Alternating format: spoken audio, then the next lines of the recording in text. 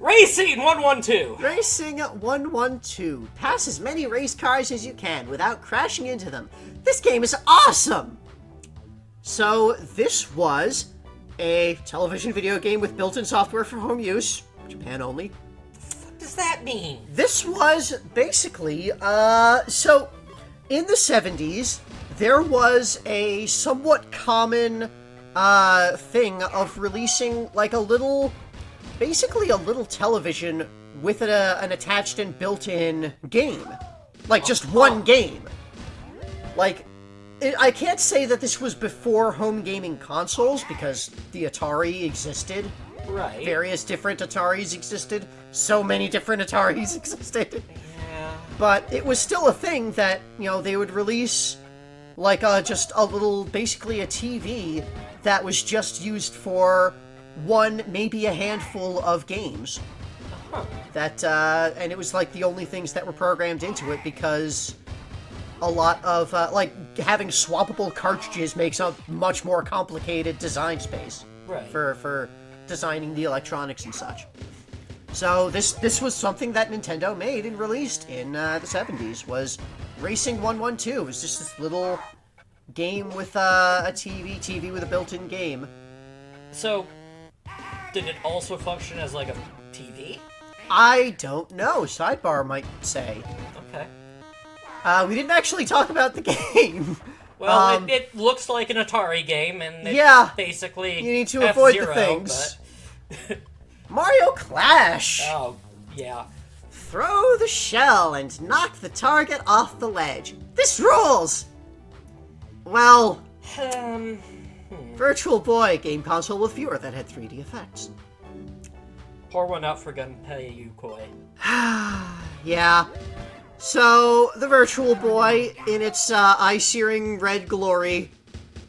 Here's Mario Clash. The Clash House Tower is under attack by bad guys, and Mario is saving it. We barely touched Mario Clash. I kind of regret. That's one of the regrets of it was still early in the series, and there's a lot of earlier games that I regret not having done as so much with. Like we very, very barely touched Mario Clash. But in this, you've got Mario standing back there, and you've got a shell that you throw. On level 1, it's this spike top that you throw at, and it just moves back and forth. On level 2, it's a boo that you wait for it to dip down to be in the center. On level 3, it's a Paragoomba, and you need to wait for it to hop the second time before it gets into the center. Is it a Paragoomba or a Ninja? That was Paragoomba. Huh. Like, get a better look at it here. Okay, our screen is a bit dark compared to what you'll see on the finished video. Okay. Need to increase the brightness on this on this screen a bit. But yeah, that is a Paragoomba. Well, that is definitely a Paragoomba. Okay. But it's hard to tell because because everything is varying shades black of and monochrome red. Yeah. Yeah. The Virtual Boy was certainly a thing. It was a hell of a thing. 1995. Like, 3D stereoscopic gaming is all the rage again. Well, sorta? VR, Quest VR. Yeah, like all that stuff. It's finally kind of picking up and taking off with VR headsets. Yeah. With like more advanced things that have like motion control with gloves and fucking head tracking and shit.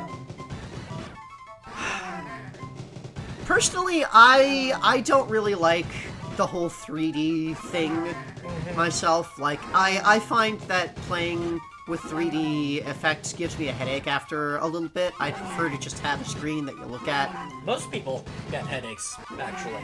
Yeah. And, both of us actually worked on 3D headset stuff back in early 2000s. It's true. Or, well, when around time was that? Like 08-ish was when we worked there? Yeah, we worked on, like, consumer VR headset stuff in 08, so... Yep. I've done a lot of stuff with 3D, and I'm... Back in the day. I've had enough of it myself. Anyway. What do we got next? Up is Helmet. Wait. Like the make it through this 8-bit masterpiece without getting hit by the tools. So, this is Helmet, 1981 Game & Watch game. We've seen this in the Game & Watch galleries a couple of times. Now, when you say 8-bit... Once. I mean... 8-bit was the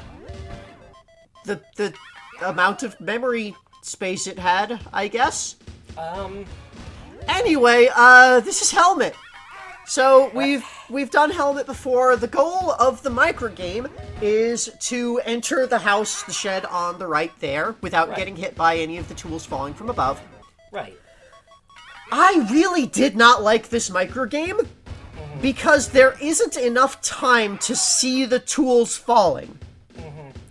Like, it's basically luck of whether... Like, I cannot tell... The number of ticks of movement that you get within the limited span of the microgame is not enough to know when the tools are actually going to fall another step. Yeah, microgame is... and a Game & Watch game are very different. Yeah, they do not work well together. That very limited tick-based movement does not work with a very limited time window of the microgame.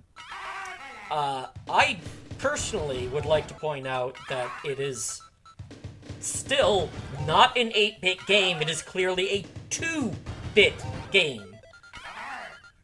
The display is either on or off. There's no shades of color. I don't the color actually... that you see is painted on. I don't actually know if this had internally 8-bit chipset architecture. But they talk about 8-bit, they're talking about the graphics. Not necessarily. Most of the time, yeah. Maybe 9-Volt is just confused. 9-Volt is very confused. He's a grade schooler who doesn't know what he's talking about. Anyway, once the game gets fast, I just start mashing right. And then die immediately. Die immediately. Yeah.